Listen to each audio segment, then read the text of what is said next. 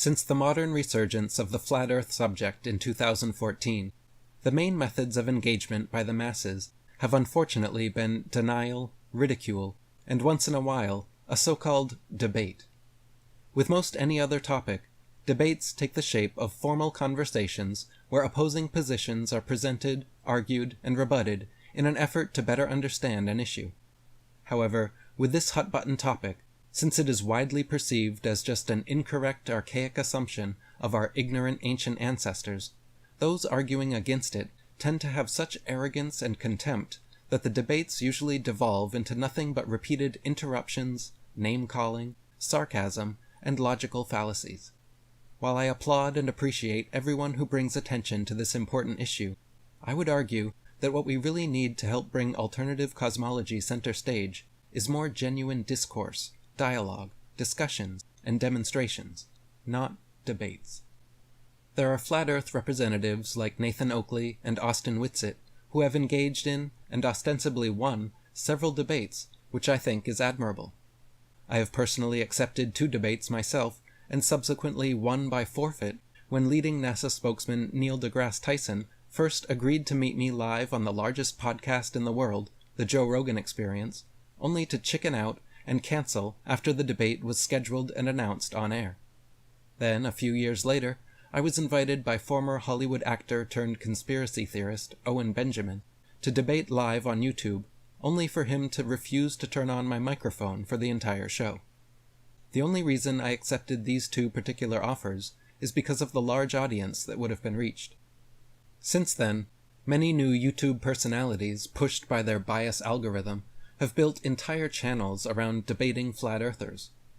These snarky talking heads, with science-y pseudonyms, and even claiming themselves professors, have effectively hijacked the flat earth keyword online by corralling well-meaning flat earthers onto their platforms.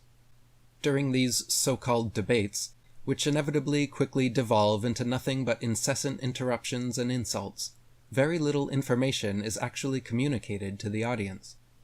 The opening statements are made, and shortly thereafter, the egoistic battle for intellectual supremacy commences.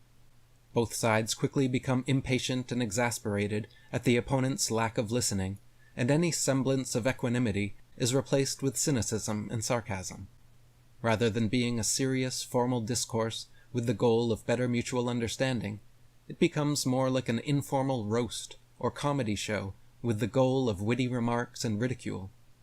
In the end, neither debater ever concedes or changes their mind, and the audience chooses a winner based on who they initially agreed with, not on who argued the more solid position. So what is actually accomplished with debates of this nature? Well-meaning flat earthers appearing on such programs to engage these professional globe apologists probably think they are doing effective activism, helping educate the listeners, and hoping to awaken a few open minds in the audience.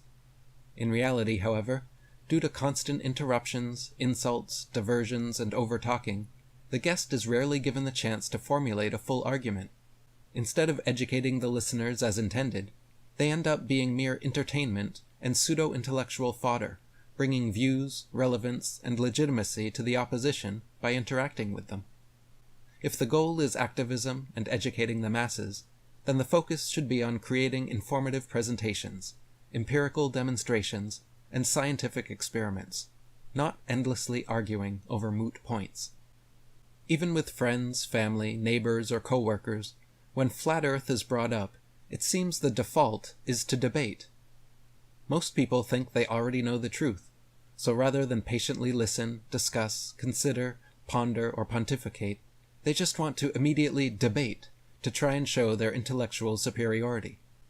If someone who has never researched flat Earth claims they want to debate that the Earth is actually a globe, they are admitting to being so closed-minded that they have no intention of listening or learning a new perspective, and simply want to argue against it.